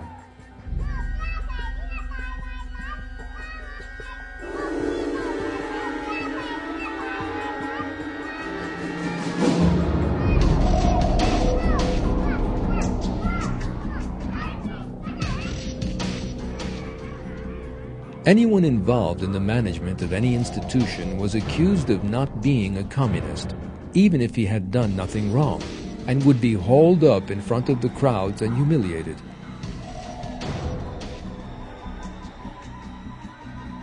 Such people would have humiliating paper hats put on their heads, and labels with insults written on them hung around their necks, would be slapped and pushed, and even beaten and tortured. Most were then killed in mass executions. The Red Guards were even capable of humiliating and beating their own parents. They would stop passers-by and ask them about passages from Mao's Little Red Book, beating those who failed to answer correctly. More than 1 million people were killed in this way. This is how one observer described the inhuman treatment meted out to university professors detained during the Cultural Revolution.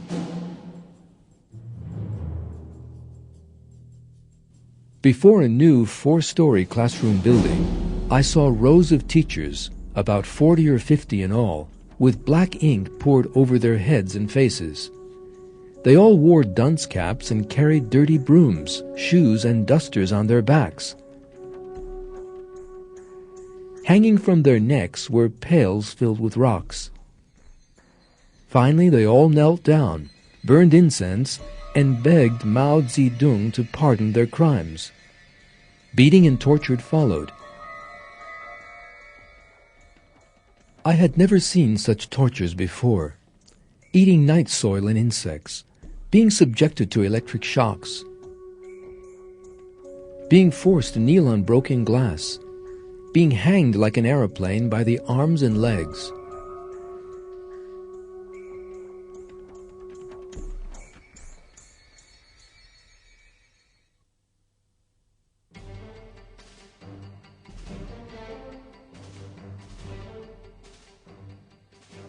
The Red Guards also attacked Western diplomats. The country was being drawn ever deeper into chaos and violence. Museums were ruined, books burned, after which fighting broke out between rival Red Guard factions. Factories, schools, and hospitals all stopped functioning.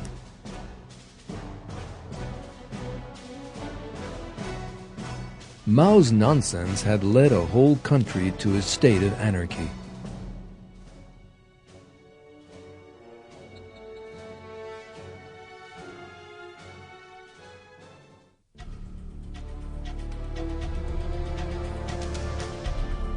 Order was only restored when the army intervened. The Red Guards were made harmless and sent off to labor in the fields.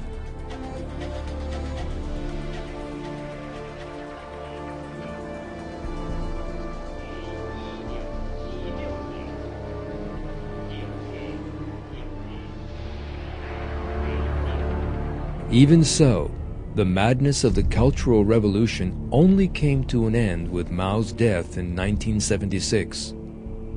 The Communist Party's loyalty to him continued, however. In the funeral lament written for him, the bloody dictator was portrayed as a superior being.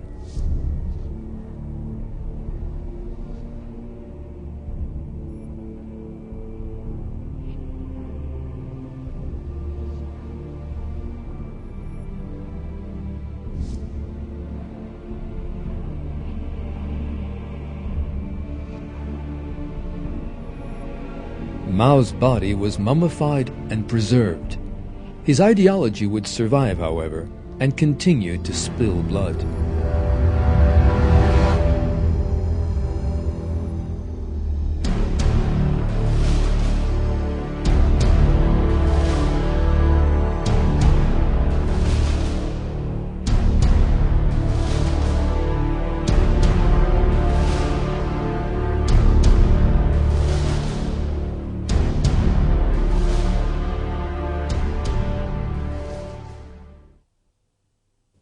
Maoism is the very worst version of communism. The interesting thing is that this tragedy struck not only China, but also other countries influenced by China. When Sino-Soviet relations fell apart in the 1960s, Maoism found support in various countries as an alternative model of communism. Regimes based on Maoist principles were set up in Albania, North Korea, and Cambodia. And those regimes inflicted almost unimaginable suffering on people. The Cambodian killing fields in particular are a tale of a savagery unequaled in world history.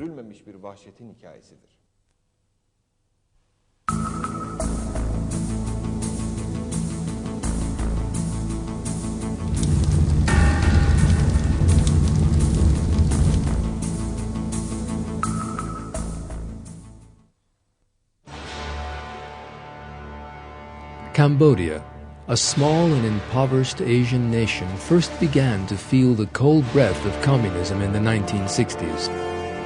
At that time, North Vietnamese units at war with the United States had begun to cross the border and infiltrate into Cambodia.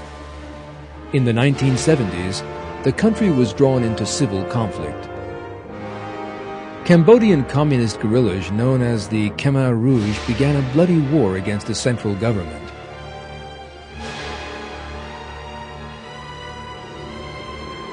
The hatred in their hearts could be seen in their faces.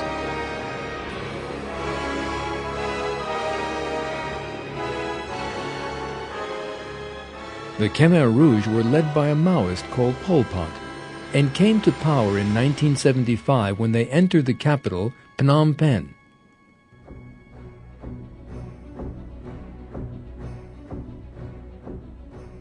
The Khmer Rouge Revolution saw the dawn of appalling terror.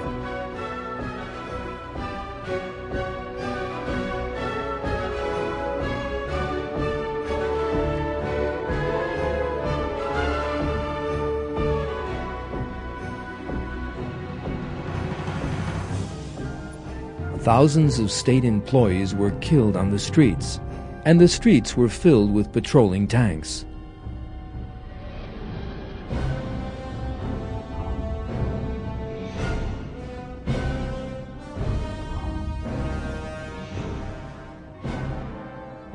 The Khmer Rouge set out with Mao's slogan, "The way of communism is peasantry," and forced the entire population out of the cities and into the villages.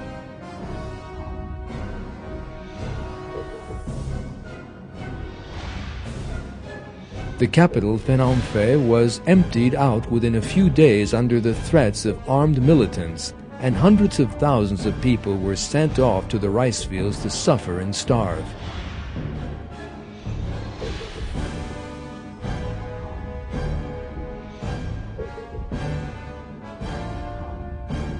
Those fields turned into terrible killing fields, where people were worked to death for a handful of food or executed for no reason at all.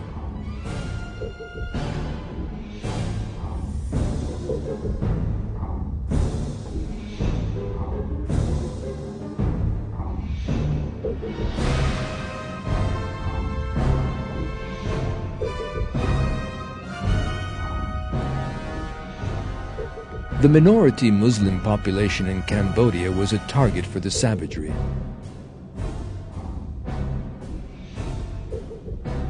The Khmer Rouge administration rounded up copies of the Quran and burned them, tore down mosques, and killed some 10,000 Muslims, women and children included.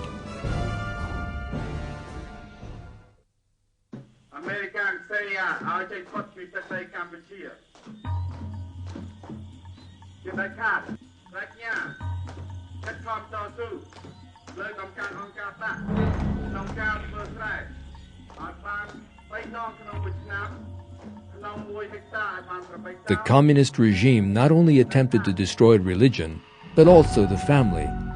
The communal form of living was established, and all families were split up.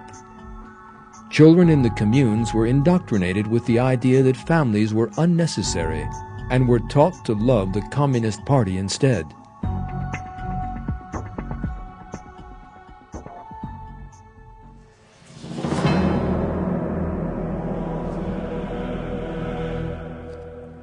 These policies were nothing but Marx and Engels' comments on the origin of the family put into practice.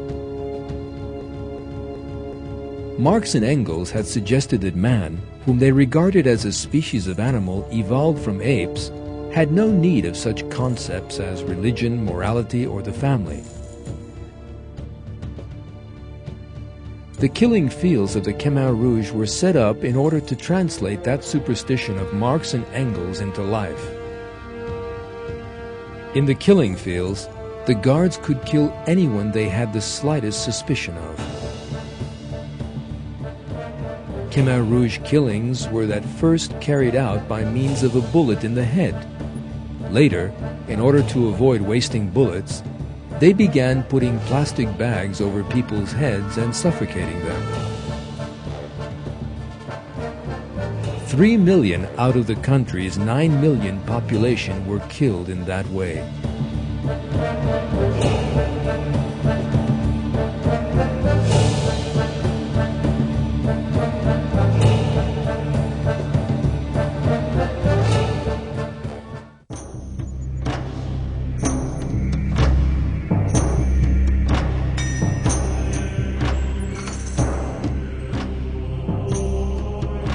Today, the skulls and bones of those murdered by the Khmer Rouge are on display in a museum in Phnom Penh.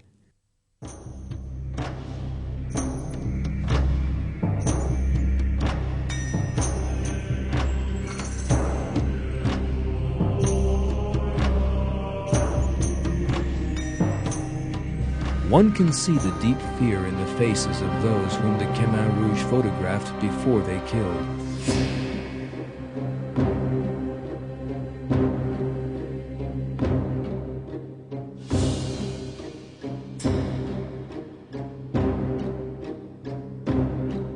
That is what communism and materialist philosophy have inflicted on mankind.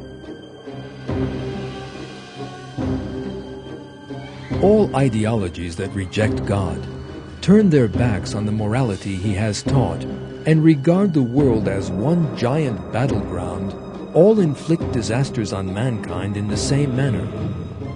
God reveals the secret of this truth in a verse of the Quran. Corruption has appeared in both land and sea because of what people's own hands have brought about, so that they may taste something of what they have done, so that hopefully they will turn back.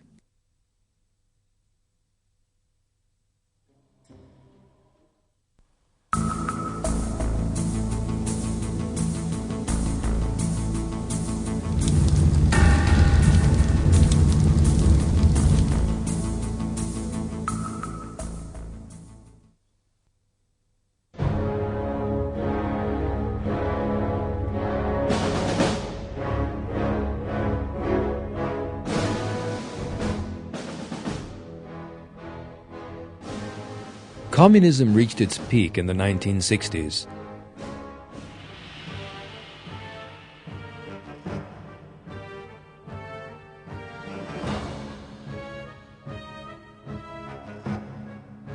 The Soviet Union and the Eastern Bloc were run by the communist regime in Moscow. In China, Mao had been deified and his ideology was portrayed as an infallible guide.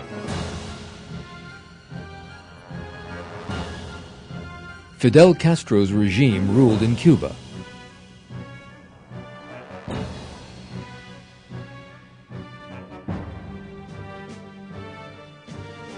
The communist guerrilla leader Che Guevara was attempting to organize guerrilla wars in the Congo and Bolivia.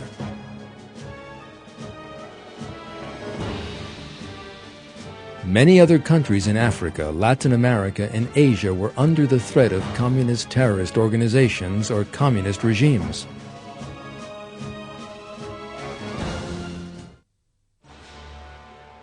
During those years, communism also burst onto the scene in a totally unexpected place. Marxist ideology began to spread rapidly among young people in the West. The Marxist thinker Herbert Marcuse played an important role in that phenomenon. Marcuse offered a new definition of the revolutionary class, described as the workers by Lenin and as the peasants by Mao, the young. That same Marcuse actually agreed with Lenin and Mao on one fundamental matter. That was the Darwinist dogma that conflict was the fundamental law of nature.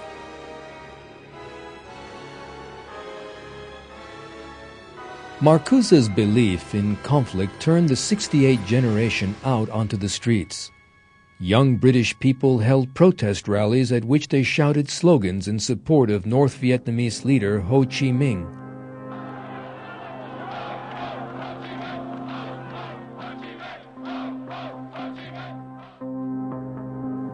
In Italy, leftist groups carried out acts of terrorism. The greatest explosion of violence in 1968 was in France. Firstly, Marxist students in Paris occupied their universities, and socialist slogans were shouted during the celebrations. Events began to grow when other leftist groups organized marches in support of the students.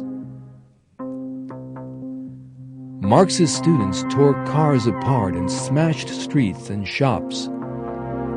In a matter of a few days, Paris turned into a war zone.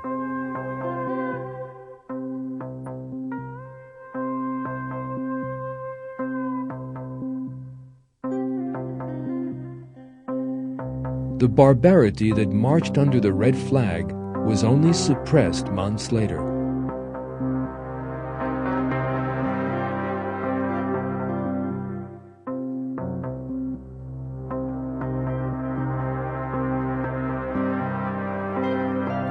The 1968 student incidents spread to many other countries under a kind of domino effect, and each time they led to social conflict, acts of terrorism, and even civil war.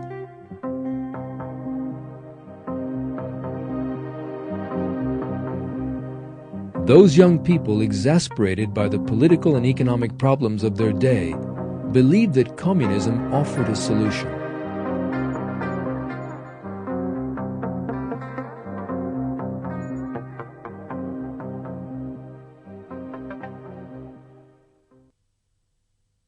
There was another important reason why the '68 generation got caught up in communist ideology.